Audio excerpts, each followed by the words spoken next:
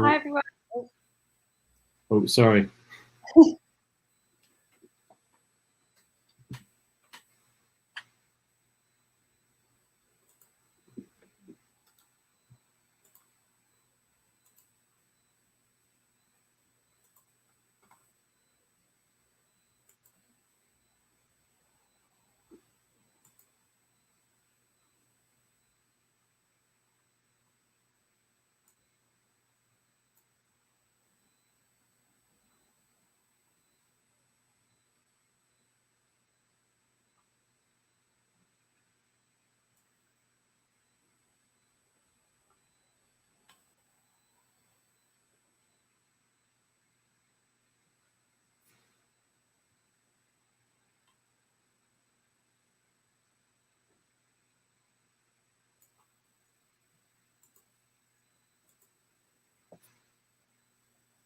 Hi everyone. Thanks so much for tuning in tonight to the Conscious Isolation in Conversation with Nicholas Stavri at University of East London. Nicholas, thanks so much for speaking with us tonight, and I'm really looking forward to hearing more about your project. So, Thanks for having hi, me. and yes, could you kind of introduce yourself to begin with, please? I suppose primarily I'm a production manager, I suppose, a facilitator, and more recently a curator. I've been working kind of alongside emerging artists pretty much since university, where I think like the people I used to study with, all of their careers blew up quite quickly. And as I was around and had the free time, I facilitated that and became kind of the go-to guy for our little clique. And kind of one thing led to another, and I found myself behind the scenes working in the arts and doing multiple different job roles. And now I'm kind of working with a guy called Eric Thorp, curating kind of larger sculptural shows. But yeah, we'll see how it goes. Like it's quite early on. We're doing 3 shows every year. We do one big show, so this will be our 3rd one, which is kind of bigger than ever. But it's slowly coming along. I'm enjoying it, but it's testing times. And where did you study? I studied at Middlesex University in North London. So I went there primarily because of their print facilities. It was it's huge. Well, it was anyway. It was at Cat Hill, and it's moved to Hendon now. But when it was at Cat Hill, the print facilities were amazing. So it was kind of the place to go, and I wanted to be making more and more print. That was my interest anyway. But the university was so open to pushing you to doing this and doing that, and I ended up just doing a little bit of everything and kind of not specializing in print is what I wanted to do. But I chose a fine art course because there was the variety, and it really led me into some crazy places and took me on some interesting trips. So like I made a point of making friends with the international students. So we ended up going and doing like residencies in places where they had connections in their hometowns. So far away from print, it was unreal. But yeah, Middlesex University is kind of a place that I really enjoy being, and it's kind of a shame I didn't go and do a master's. Really, thinking back, like I enjoyed it so much, it kind of feels a bit odd that I didn't continue it. But then, like I was saying earlier, kind of work happened, and it's kind of escaped me now, I suppose. Yeah, I guess never too late to do a master's. You can It's always on the list. There's a long list of things, and it's always on there. It's just ever growing. building the confidence, I suppose, to do it. It's like it will be a part-time thing, so it will be quite a big chunk of my life kind of associated to it. And then it's difficult. Like I've got to a point now where I'm making money out of doing it, but is it like could I be doing more if I had more of a formal education? I suppose it's like I never studied curation, I never studied kind of museum management or anything like that. If I had done, would I be in a different position? Maybe earlier on, maybe I would have been doing it younger, maybe. But I feel like I've kind of reached a level that I'm happy at, and it's just about building on that now. So maybe the MA is not right, but we'll see. And how did you get into what you do generally? Like obviously you said that you started at university, but what were the kind of initial steps? I suppose, like, I think, like I was saying, like friends of mine, when we finished university, we put on shows together, and I ended up becoming the person that done the admin for it, like kind of found the spaces and booked it in, or organised the trucks and things like that. And my work was always massive paintings, and it was a pain to put my work in the show. Where it would take up a lot of space. It never sold. So even though I enjoyed doing it, putting my own work in the show, it never really worked out. so that kind of fell back and fell to the side. And even though I went and got other jobs and done other things, like the people I was working with would always come back and say, "Hey, we're doing this project. Do you want to get involved? Do you want to get involved? Do you want to get involved?" And it got to the point where I was being paid to do it by people I was studied with. So the kind of by proxy, it became like a freelance job for me, and ended up going to a couple of different festivals and organising shows for these people all around the world. And it's kind of set me on a path where I thought that this could be something that I do independently of them. And that's kind of how it started. And like through like the people that I met doing that, I ended up relocating to Malaysia to do a public art festival there. And it was like, before I should have said that these guys were graffiti guys and street art guys. So I was doing lots of public art, lots of murals. That's not my background at all, but that was theirs. So when we came to Malaysia, they had a couple of these artists were in the shows out there. So I ended up doing the production for a festival which went on for 2 years, and it opened the door to me to kind of what can be done and how to formalize things, how to approach people for funding. And well, we ended up working with different government bodies out there and developers and things like that. That people in the UK I would never have had the confidence to approach, but over there with the backing of an art centre, it became a hell of a lot easier. And I know coming back to the UK from there, working in a print gallery, which is what I wanted to do when I first went into university, it felt like everything had lined up, but I wasn't doing the public work. We weren't doing big sculptures, it was print. And it didn't quite sit. And there was always something wrong with like how it was working. And at the time I was working with a guy called Eric Thorp, who we'd have a similar sort of idea, always talking about like, oh, it'd be great if we'd done this instead. Why are we not doing this? Why are we not doing that? And like conversations eventually turned into we should do it. Let's make it happen. So we ended up kind of, I forget when it was, maybe 2019 or 2018. We tried to formalize it a little bit and approach some spaces. And that's when we ended up doing our first show at the Silver Building in, where is it? It's like North Woolwich near Canning Town. So we ended up doing our first show there, which was a show in October to tie in with Freeze. And it allowed us to show some bigger works and approach friends and friends of friends and try and kind of put on a sculpture show, which is what we've been talking about for such a long time. And it was received quite well, well enough for the people that lent us a space to invite us to do something else.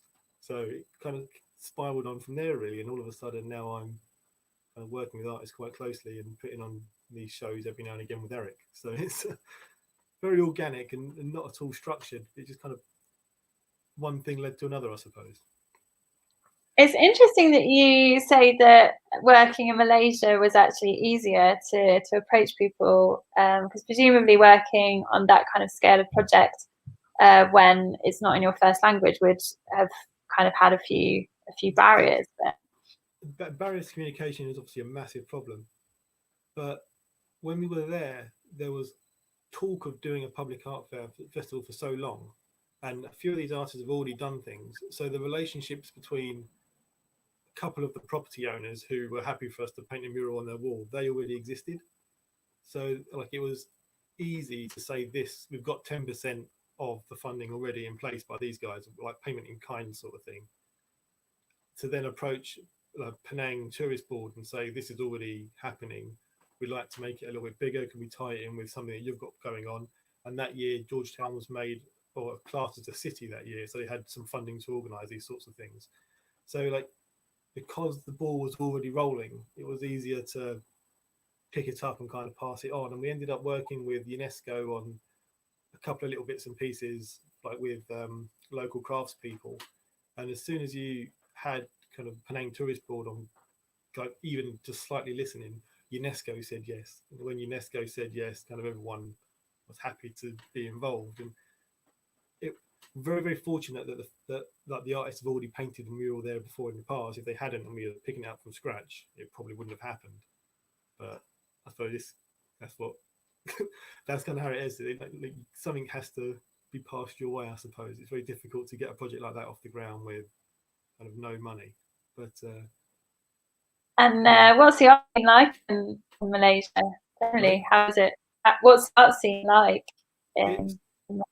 It's really different because they've got one major art centre, which is where I was working for and where I was kind of first employed a couple of years before. I've done an exhibition there in 2014, which is one of these artists' first solo shows, which is how I met them and then was invited back. But that started off as a bus garage that was converted into an exhibition space, and it's the only place in the area where people can make slightly risky art.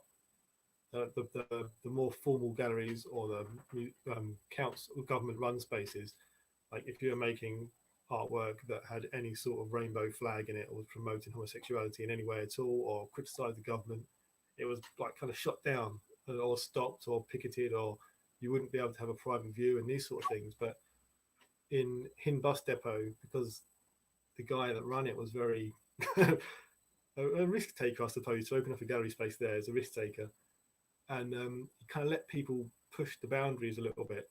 So there was a group of people living and working around this art centre who now had a place to show work, and it became kind of really busy, like overnight. As soon as it opened, there were people wanting to show and wanting to be in there, wanting to see stuff. And then the State Museum across the road, it's got cobwebs and spiders in it. It's like there's no public funding for art, and the private people that do it are kind of shot down unless they really are willing to take a wrapping, I suppose, from the people that don't like it. So it's a young scene, but everyone's really active, which is quite cool. And they travel a lot. Like a lot of the artists there do travel to like loads of the Southeast Asian countries and collaborate with like-minded project spaces. And it's all privately funded project spaces at our sort of level anyway. So they're all traveling loads, they're all working together and helping each other out. Like, for example, when we've done the first show, the first kind of mural show, there was no spray paint in Kuala Lumpur or in Georgetown where we were. The shops just didn't have any. And the graffiti people that lived in the area arranged for stuff to be sent to us by train from Bangkok and from Singapore.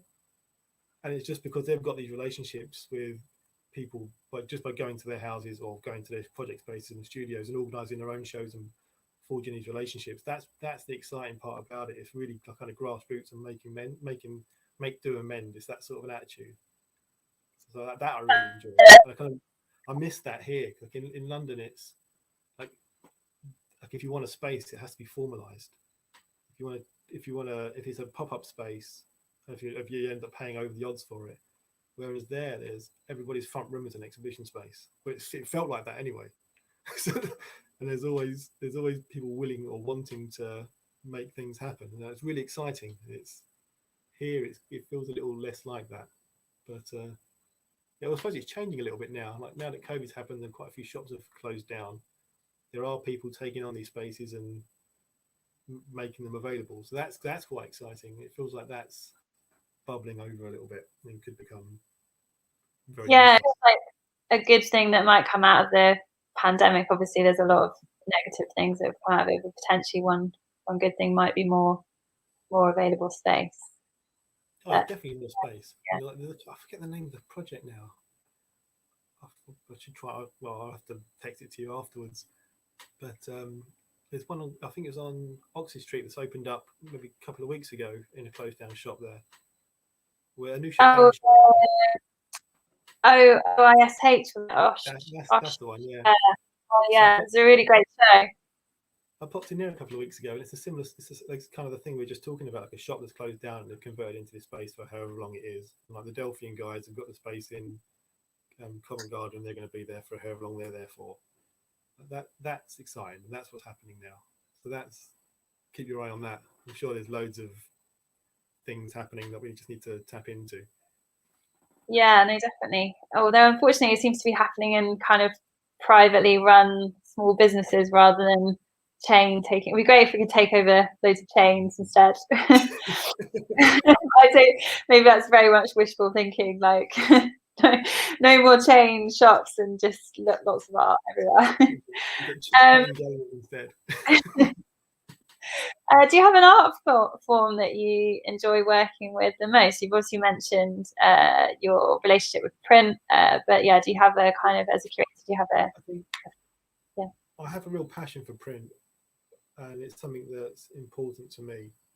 But in terms of putting on exhibitions and showing work, it's sculpture all the time. Like it's the way you like a sculptor sees things is so completely different to kind of how I would see things. Not a normal artist, but me myself, someone who's not a practicing artist, sees something and they kind of see it in terms of the space it occupies, not in terms of what it is. And that also correlates to printmakers. So like, lots of sculptors make brilliant prints because they see the space in a different way. So there's, I suppose they tie together really well, printmaking and making sculptures. But in terms of curation, I think sculpture, because it gives you instant kind of physical reaction when you walk into a space. Like if you walk it past a Richard Serra, it's big and it's cold and it smells of rust. Like you get that straight away, whether you kind of like it or not, or whether you even know what it is. If you're walking past it as a Joe Bloggs in the street walking past a sculpture, you physically get something from it. And a lot of sculpture does that. And I think that's, for me, is important, that kind of rapport that you get straight away. I don't think it's as easy to get that with drawing or painting. Well, unless they're huge, or however they are. But with sculpture, it's more for me that. Oh God, I've worded that right. Yeah, no, definitely. I think it's interesting. And you had actually a printmaker in your By the Hyde show, showing sculpture, right? Alice's work, Alice Owen. Alice Irwin, and also Yeah, Ellie Hayward as well. She's printmaker making sculpture. yeah, it's They interesting. work, they go hand in hand. it's, Yeah, yeah. it's like I think Alice has just some sculptures actually been put into Tremenhare Sculpture Garden. So if you're going down to Cornwall for your staycations, check it out. Little plug there for her. But Yeah, yeah, it's supposed to be, I reckon, down there in that garden. Those gardens are amazing. Never been, but need to visit. I'm really envious. She's got a show coming. I think there's a show happening as well, like a month or so afterwards. So I'm going to try and go and see it, just because it's a proper holiday, isn't it? Even though it's only still in the UK. But yeah, it's yeah. But anyway, yeah, printmakers that make sculpture. That's if you do if you do both of those, you're kind of right up my street. That's good. What do you look for when you're choosing which works to curate? So I guess kind of going into that a little bit more detail. I suppose when it's Eric and I curating a show, we're fortunate enough to have found some really interesting spaces, non-conventional kind of empty voids, I suppose, and the space tends to choose the artist, I suppose, or give us a bit of an idea about what we're going to do. A lot of the spaces can't have super crisp, perfect works because before we get in there's pigeons and excrement everywhere. They're full of dust. There's pests and things like that. So it can't be a perfect, tidy thing. So a lot of the works are kind of the makers have made them, and they've got hands on. They've got fingerprints. They've got things that well can be repaired quite easily, I suppose, if they do get dirty or damaged. So I think something that's important to me is that the hand of the artist in the object and then its relationship to the building we're showing in. So we had some works in, again, at the Silver Building, in some very, very dark rooms, and kind of Anna Redding made some works that had kind of pearlescent shells inside of them. So when they were lit up, they really had like a glow, a magical kind of element to them. So that was quite cool. But like the space was a pitch black space, so it needed to have something inside of it that would work really well in that kind of black empty kind of industrial room. But yeah, I think for the time being, the kind of a maker's sculpture, like a sculpture that an artist has made, and you can see their kind of gestures in it. I think that's very important to us, and also the building, how it can relate to the building. I think we're kind of carved ourselves a little niche a little bit with the buildings, and hopefully we can kind of continue that on long term. But yeah, that's sculptures in the building. We'll stick to that. Do you have any buildings that you'd really like to show work in at the moment, or like kind of hypothetical? I'd love to, like maybe ones that are not necessarily. I always really like the inside of Westminster train station. It's like a battleship, or it's something carved out of concrete. It's and it's kind of when you walk along, you can hear the floor rattle. It's like it's like, I think they even used it for like film some. What was it? I think it was one of the Star Wars films. They used it for the inside of some of the spaceships. I'd like to have a show or do something there. Obviously, it's a train station, so it'll probably never happen. But I really like the idea of using one of those kind of brutalist buildings where it's all concrete or metal and very hard edged. Quite like that. I'm trying to think what else there could be. In the Brunswick Centre, even that's another space that's kind of aside from the shops, the top half seems to have been left to rot. It hasn't been. It's obviously it just costs a lot of money to maintain, but that's another building I'd like to kind of think about. There's a lot there, and it's trying to pick your space, I suppose. Not just in a shop there, because it'd be a waste of an opportunity, but to do something in there, maybe a big sculpture in the foyer of where all the shops are. That'd be pretty cool. Yeah, sounds great. I think it's a residency, isn't there, in the Brunswick Centre for artists? An architecture firm, Passengers. Yeah. Who do something there. Yeah. Yeah. It's been really interesting to see the last couple of residencies in that space and how the artists are responding to that space. Yeah. Fiona Grady made some brilliant prints there a couple of weeks ago with the like adding texture. So a lot of her prints are kind of screen prints, and they look quite flat, and it's about colours overlaying. But then she made prints that had like kind of the concrete texture in them, grey prints, like stepping away from her kind of usual colour palette, and they looked amazing. I've not seen them in the flesh, but they look brilliant on the photographs that I've seen and what she sent to me. But, yeah, it's a good challenge, that space, I think. Yeah, hopefully see your project there soon from you. It'd be great. Oh, yeah, I'll have to tap them up.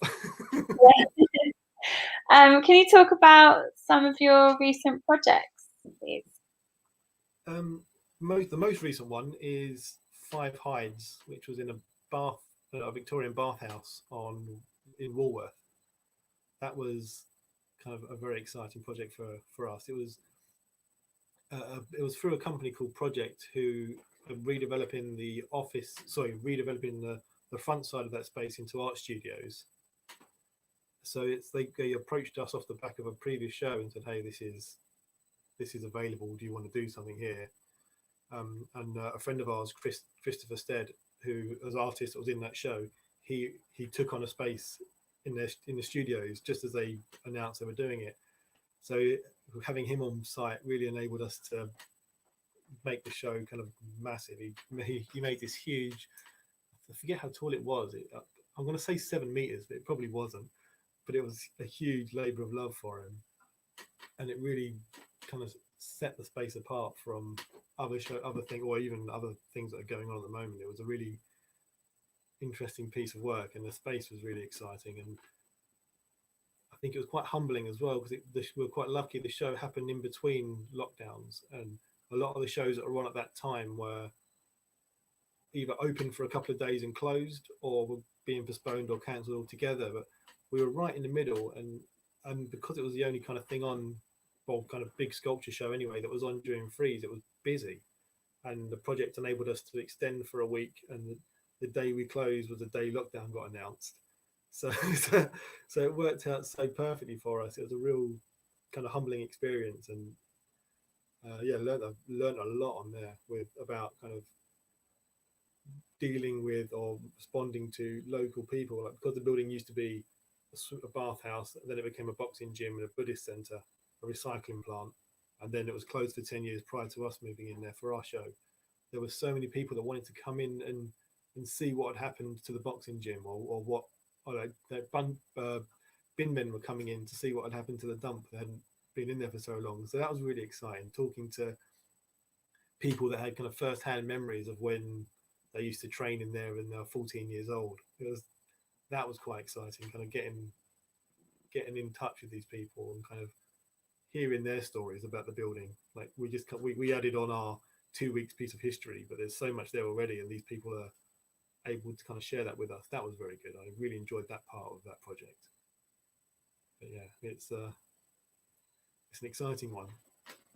It feels like community is a really big part of what you do. Is that fair to say? Like local, like both in terms of engaging with the local community in an area, but also getting people from the wider area to visit certain locations. I think it's very important to do that. Like you don't want to be accused of kind of turning up on someone's door and pricing them out by doing a show on their doorstep. And especially because Eric and I are using these kind of non-traditional spaces that maybe haven't been used before as an exhibition space. If you're doing that and then gone, it shakes the boat a little bit.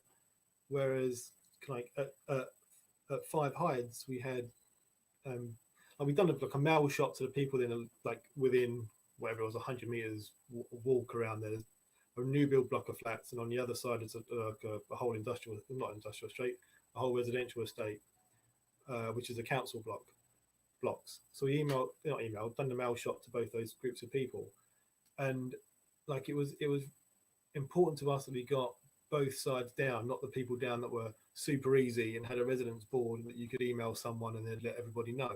And that's the easy option, and you can tick the box for the Arts Council. It's better to get the 70-year-old man down who, like I was talking about, used to use the gym, and hear his story and have him involved and him tell his friends, and like those people and word of mouth are way more, not more important, but have a lasting legacy.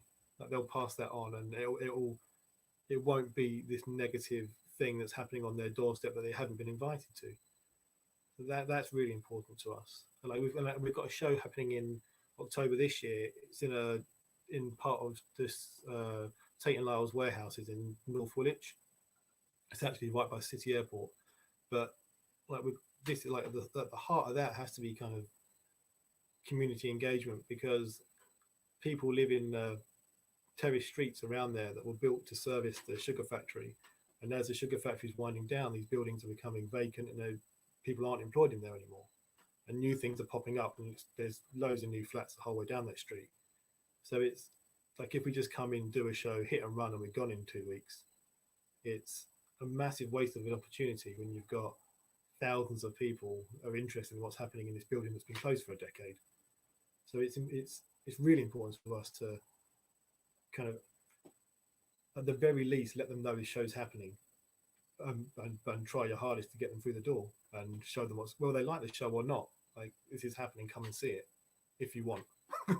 You can't force people, but it's important. It is important. Like, I know that when I've stumbled across things that are happening where I've only just moved into where I'm living now, and I know that when I walk down the street and I see a sign for something and I go in there and check it out, it makes me feel like I'm like I'm part of this little community. I know that I'm new, and the people we're going to be talking to have been living there for decades, but it's about building those connections and hopefully lasting connections that can be passed on to the people that we're using the space afterwards. Like that space is going to be turned into a film studio and art studios, like a woodworking, like manufacturing place for like theatre productions and stuff like that. So there's going to be a lot of creative people there, but there's no reason why the people in Brick Lane Music Hall across the road can't go in there and enjoy the space as well. There'll be exhibitions, there'll be food venues and bars and whatnot. So it's building those connections is important. Long lasting, that's what I was trying to say. Do you think you'd ever look for one space that you'd spend longer in, kind of to establish something, or is it about going into different spaces and engaging with? It's a tough one because like it would be great to have a gallery space, but I've never had the intention of running a gallery. Like it'd be brilliant to have somewhere where we could do 8 shows a year and have some fun with, and know that there's no stress, no deadlines for moving out, no, you can store things on site easily, all of that, all the positives that come with it. The negatives are you have to pay for that space even when you're not in there or not using it. You have to rent that space for the year or however long it is and pay business rates and everything else. And it's we're Eric and I, we're not, it's not a commercial endeavor. If it was, we wouldn't be showing sculpture. It's like sculpture is one of the hardest things to sell. So we're here to have some fun and kind of put on these big shows. And if they kind of make some money later on down the line, they do, great. But the chances are, more often than not, it's a spectacle to kind of get artists to show work that they wouldn't normally be able to make. Like most galleries would say, kind of that's a risk for us to show that. Let's try something else. Like for example, at Five Hides, we had Ali Rosenberg made this huge papercrete thing that he made in lockdown, which we figured out a way of making it stand up, and we had to, it was only ever going to be displayed flat via photograph and destroyed after kind of lockdown finished. But he figured out a way of making it stand up. So we stood it up. It gave an exhibition to that object, and then it got trashed, and that's the end of that.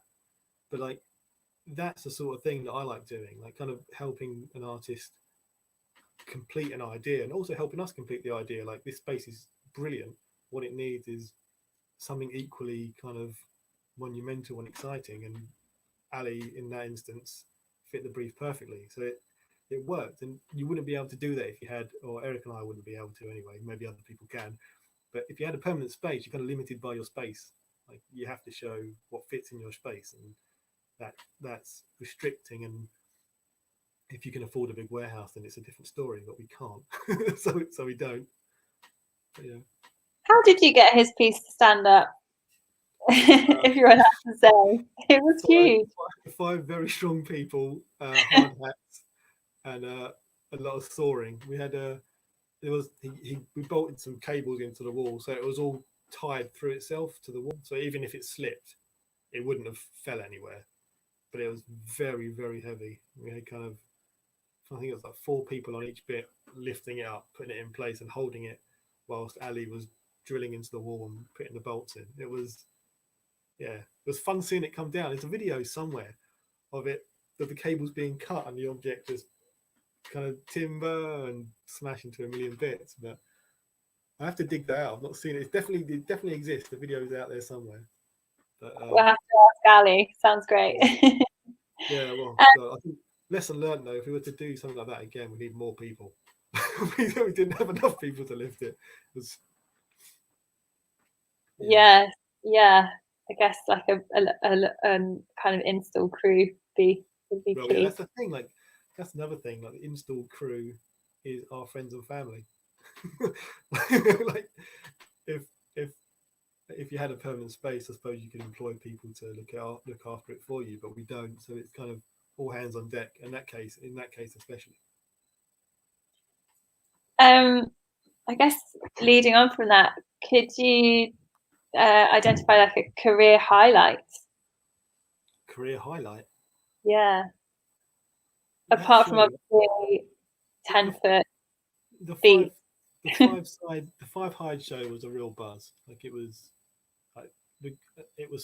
we didn't sell tickets, but it was booked out on Eventbrite every day, completely sold out. And there was always like every 20 minutes there were 10 new people coming through. Like even in the rain, people were outside queuing to come in. It was exciting, and it was really kind of, you felt like you were doing something that at that moment in time mattered. Like people were interested and were spending time in there and engaging with it. And a lot of the artists came down and spent a lot of time there.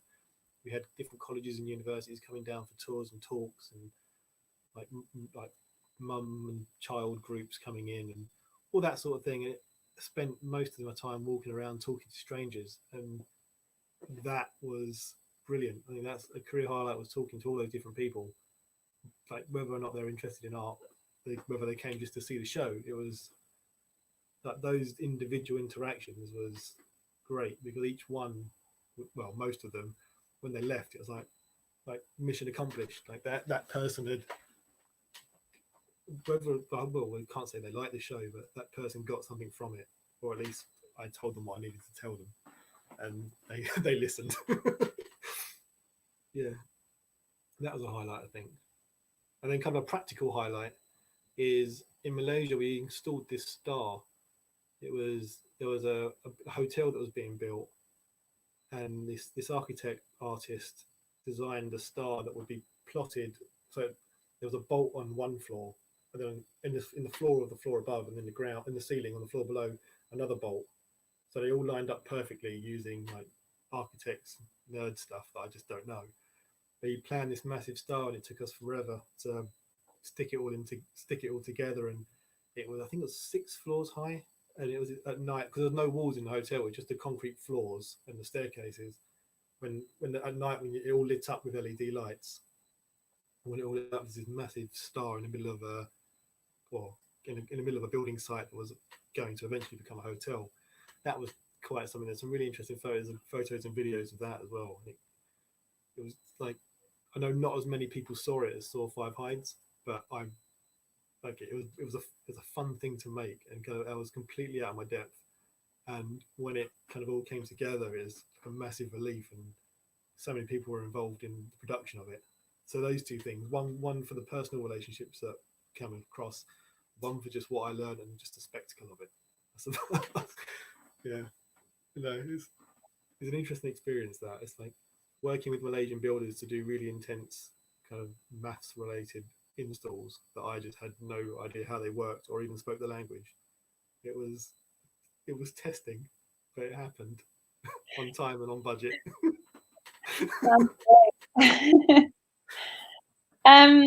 Could you talk a little bit about the London art scene, particularly for kind of our listeners who aren't necessarily based in the UK or London? London art scene is, I think, at our level, well, my level anyway, it's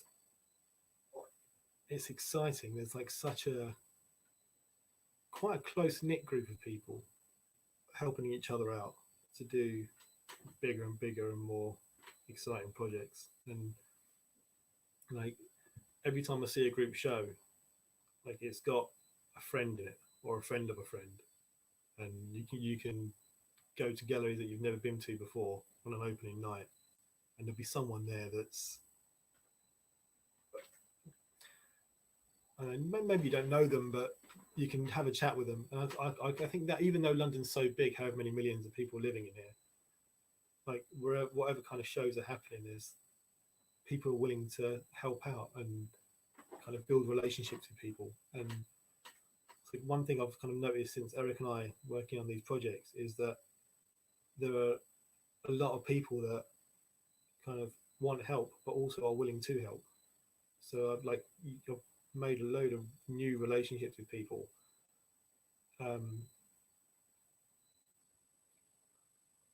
I suppose like everybody wants, God, how can I word it in a way that's not a bit too hippie-ish?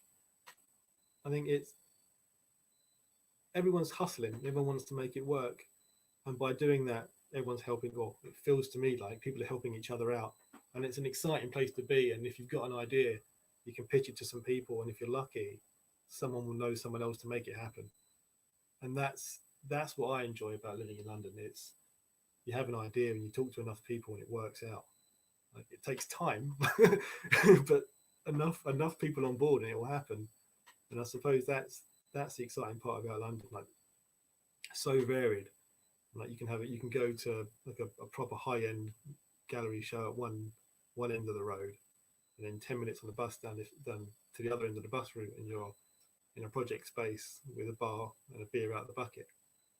Like I like that, and it's the same people at both shows.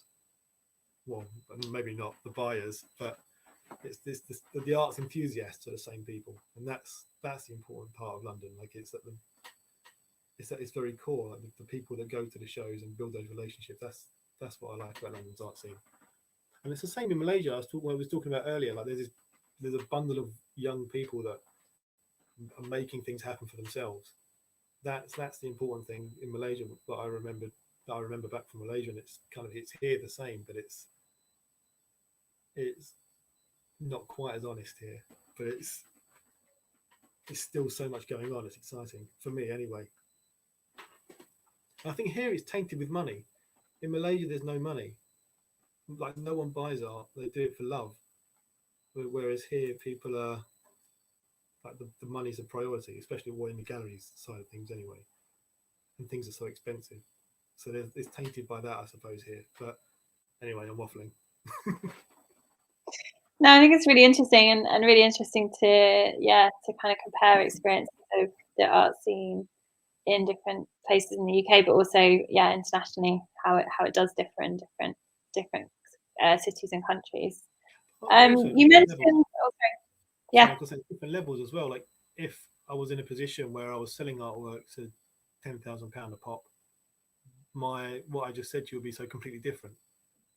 But so it's like it depends who you're talking to. I'm sure there's an unlimited different versions of what people's view of the London art scene is, depending like if you're an artist or if you're a salesperson. There's a lot of different stories there. There's no kind of one hat fits anyway.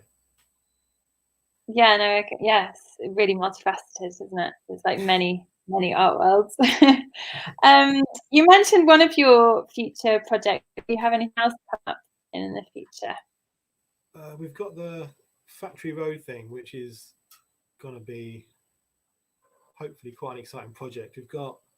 Fortunately, we've been able to organise a space, or spaces. There's a warehouse complex by a city airport, which is, I forget what it is exactly, but one of the warehouses is 20,000 square feet, so it's huge. And it used to be, like I was saying, it used to be a sugar storage place, so it used to have trucks going in and out of it. So it's going to be a massive project, far too big for kind of Eric and I on our own to organise.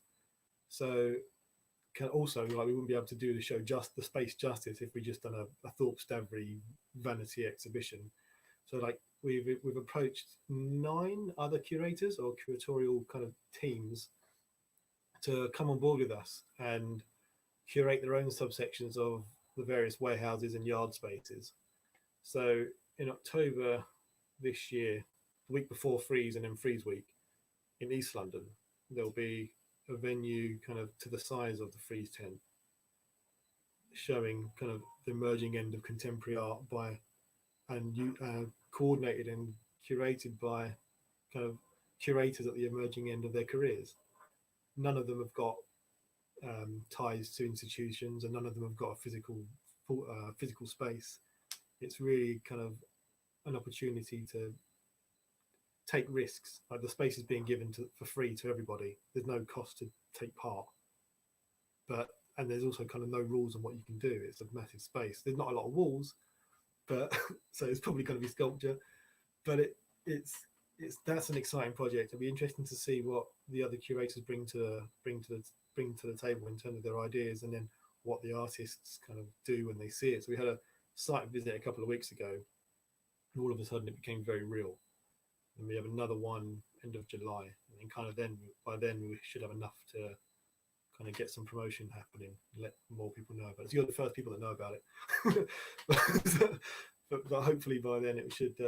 By the end of July, hopefully we'll have something concrete that we can present. So that's my main project, I suppose, for the rest of this year. So great. It sounds really exciting. It's always good to get an exclusive as well. No, it's definitely going to be an exciting project. I think it's a sort of thing that I wish I went to. Like if I stumbled across it, I think I would have. Like, it's the sort of thing I'd like to go to. Like, it's not an art fair, but it's going to have about 80 different artists in it, assuming everyone brings 10 artists. Or eight artists, sorry. There's going to be 80 artists there. So there'll be a lot to see. There'll be a lot going on. We're going to be doing loads of different tours and talks and workshops and panel discussions and whatnot. There'll be a whole program of events happening alongside it.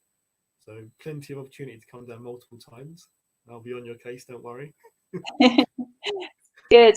Looking forward to it. I've got about 3 more questions, if that's okay. Okay. My next question is kind of as a curator or kind of project manager, what things make your life easier? Things that make my life easier. Like what can an artist do to make your job a bit easier? I think from a practical point of view, supplying all of the information in one concise kind of Google Drive link or Dropbox link or however you choose to present it. I think we've had I've had loads of artists recently who have kind of really stood out in comparison to other people. Present like having like a PDF, for example, with a bunch of different images of works that are available or works that they'd like to include in a show, with their CV, exhibition list that's got clickable links, their statement, and then anecdotes about artworks that are going to be in the show and things that you can use to reference later on. Like if I want to talk about an artist's work to someone that's in the show and is interested, to have anecdotes written down that I can kind of remember and recite later on, it gives kind of a personal connection from the artist to the viewer there and then whilst you're having that conversation. Things like that. It's such a little thing, but it really goes a long way to helping you kind of sell that artist's vision to the person that comes in and has no idea who they are. I think that's quite important, and also labeling your images, like labeling your images with a title and like dimensions or photo credits and things like that. All of the information in the images when you go to share them, it's like little things, and it's a lot of work on the admin side, like to go through your images and do that. I get it, but to receive that makes our lives on the other end of the email so much easier. And if you're easy to work with, it's more likely that people will want to work with you again, like over and over and over again. That's and it goes makes sense, I suppose. That's I think that's it, I guess. Brilliant, thanks. And do you have any advice for upcoming curators on the other side? Upcoming curators or people wanting to do projects at the kind of scale you're working? I think talk to as many people as possible. Like every opportunity that I've got hasn't come from applying for things. I've very rarely applied for something and got it.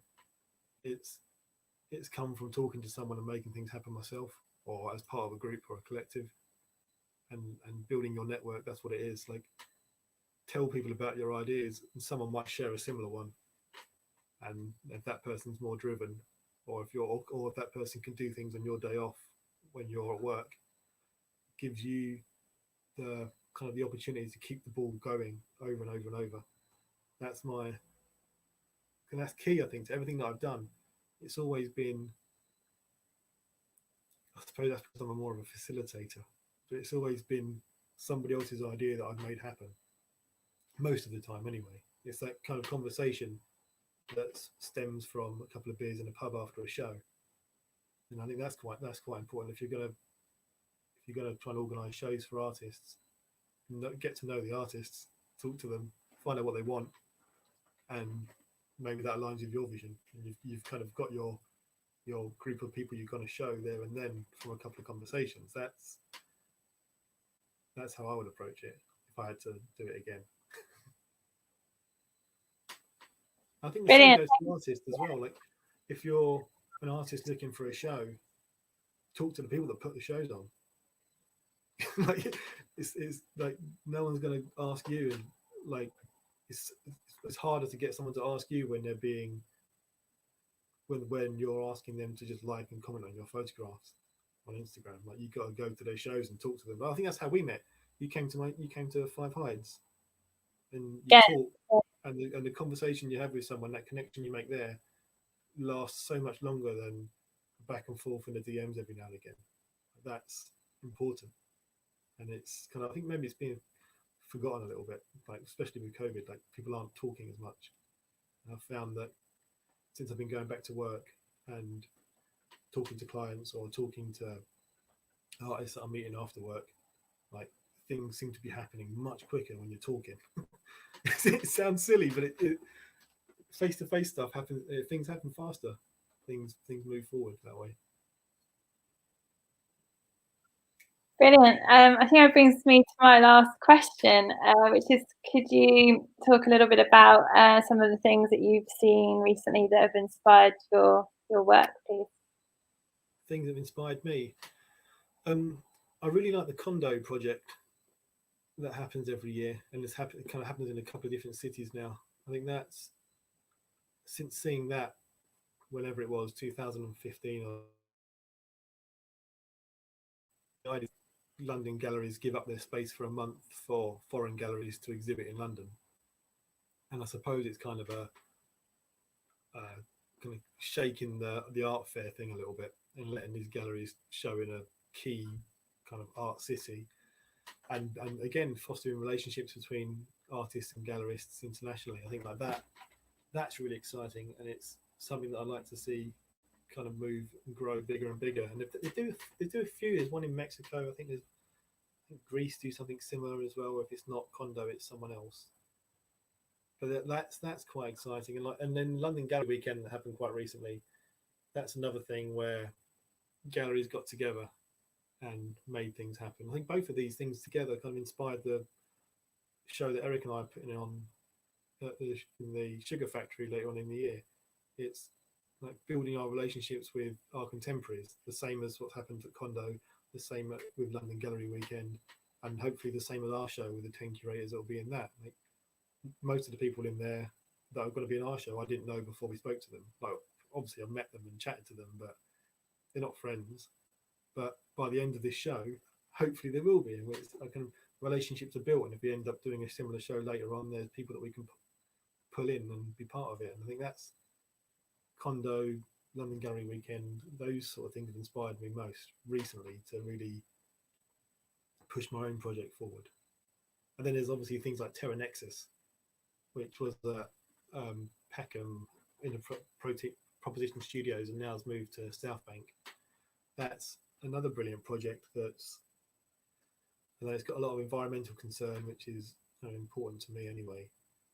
But it's large sculpture. A lot of it is, well, a lot of it's installation. It's done on. A lot of the artworks are kind of made by the artist there and then in situ. Again, the maker making is quite important. I imagine it was a headache to put on. I can imagine it was a real nightmare for the people behind it, but it worked well. Like people that I was talking to one of the artists involved when I was there, and she was saying that people have come in off the street that have seen it on Eventbrite or have seen it advertised as an immersive exhibition, not knowing it was a fine art show, and have come in for this kind of thing on the South Bank that's down the road from Namco and the Millennium Eye, or whatever it's called now, and got to see a show that they had zero interest in when they got there. But by the end of it, when they were given the tour and they kind of enjoyed the bits they enjoyed and ignored the bits they ignored, kind of got something from it. I think that's another thing. Like, I'd like to be able to steal things from that, take some ideas from that, and push that through into my own work. But yeah, they've done that really well. Yeah, it's brilliant. I love the weekend. It's fascinating the way they've used the like office space just before it's about to be torn down and just kind of get lost amongst. Yeah, gone forever. They're going to take the building down and rebuild it, but it's kind of prime property on the South Bank. It can't stay there forever. It's got to be redeveloped. It's a real shame. I think the show was supposed to go on for a few more months, but it'd been kicked out a lot earlier than their contract originally said. But I suppose that's the situation with buildings like that. Like, it's a temporary thing. You never really know what you're going to get. But, yeah, it works really well though. It's so dystopian, like seeing the London skyline through some of the installations, and then you kind of get lost into the dark. The first room you go in, I can't remember the name of the artist, but it was like a forest inside. Yeah. And I deliberately hadn't seen any of the photographs. I tried my hardest not to go in to see one specific artist installation. Walking in, opening the door, and it being a forest 10 floors in the sky, and with panoramic views of London, is a bit, oh wow, this is this is more than I was expecting. And then from then on, it just gets better and better. So they've done a brilliant job of that. Feels like first-hand experience of work for you is really important, and making sure that you do go out to see things and get out of the screen. Is that fair to say? It is, yeah. Like I'm fortunate enough that kind of I live in London. It's on my doorstep, or everything's within an hour. So if it's more than an hour, there's no way I'm going. that's my cut off. But it's I'm just looking out the window now and just like, there's so much happening. If you're not going and seeing it at least once every couple of weeks, like, you're missing out. There's everything happening, and there's a lot of galleries, and there's a lot of people doing things that are kind of raising a bar every month. Things that everyone's out doing themselves consistently. That's what it feels like anyway.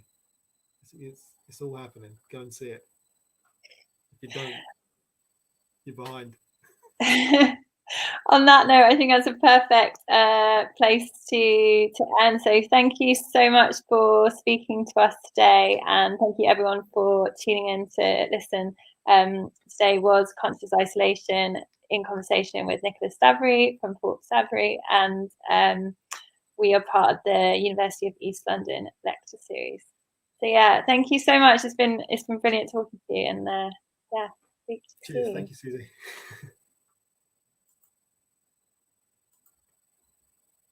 Bye.